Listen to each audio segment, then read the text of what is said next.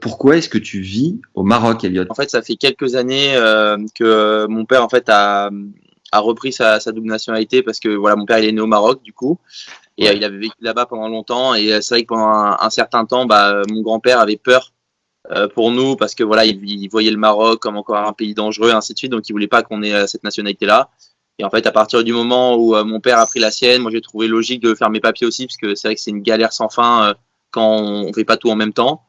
Et par la même occasion, comme mon père, voilà, il s'approche bientôt de la soixantaine et que il voit plutôt son avenir à lui là-bas, et ben on a décidé de se louer déjà un petit truc là-bas pour voir un peu si ça lui plaisait, ainsi de suite. Et du coup, j'en ai profité moi pour me mettre résident là-bas.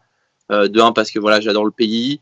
De deux parce que c'est vrai que en France, au niveau de l'imposition, c'est pas facile quand on est à mon classement et que surtout je préférais entre guillemets anticiper le fait que peut-être j'allais gagner beaucoup d'argent, que ce soit dans le tennis ou ailleurs, pas aller dans un pays comme la Suisse ou d'autres trucs comme ça, ou le Qatar, ou au dernier moment, et dire voilà, ça me fait plaisir d'aller au Maroc et d'être résident là-bas, d'y vivre un certain temps dans l'année.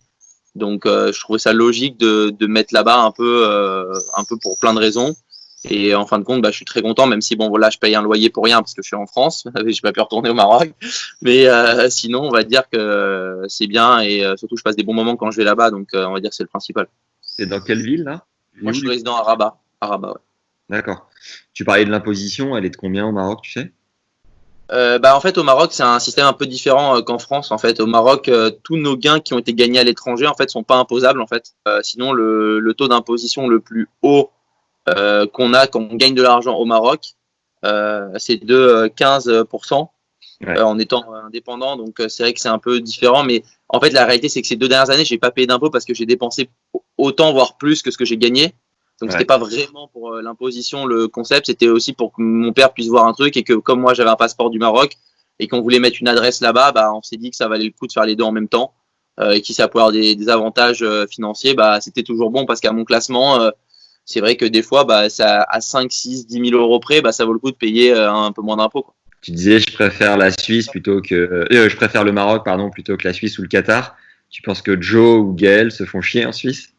Non, non, c'est pas ça. Non, c'est pas ça. C'est vrai que d'un point de vue, même d'un point de vue entre guillemets justification pour la France et ainsi de suite, quand t'es entre guillemets, t'as pas un autre passeport que le français, à moins que Gaël ou Joe en ait un, mais à moins quand t'as pas un autre passeport que le français, c'est vrai qu'aller être résident dans un autre pays, c'est vrai que ça demande beaucoup plus de contraintes, alors que quand t'as la double nationalité du pays, c'est beaucoup plus facile. T'as pas besoin de te justifier entre guillemets, que ce soit auprès des impôts du Maroc ou des impôts de la France. Et c'est vrai que quand on est joueur de tennis, déjà qu'on a des millions de choses à faire, si on peut éviter de se rajouter des problèmes comme ça dans les pattes, c'est un peu plus simple, quoi, tu vois. Donc c'est surtout pour ça. Après, non, je critique pas la Suisse ou le Qatar. Non, c'est juste que pour moi, c'était plus logique, sachant que j'avais la nationalité d'aller dans mon deuxième pays, même si j'aurais pu aller ailleurs en Suisse ou au Qatar et payer zéro. Là, si je gagne de l'argent au Maroc, je paye quand même un peu des charges, je paye plein de trucs là-bas. Mais je trouve ça entre guillemets normal qu'il faut bien payer dans un pays, même les gens qui payent zéro impôt, à part les monégasques, voilà, je trouve ça entre guillemets normal de payer quand on a la nationalité d'un pays. Donc voilà. Bon, maintenant qu'on a parlé oseille, caillasse, fricaille et autres millions de dollars, on va pouvoir passer au tennis. Mais en tout cas, merci de ta transparence, Millions de dirhams. pour le moment. Ouais.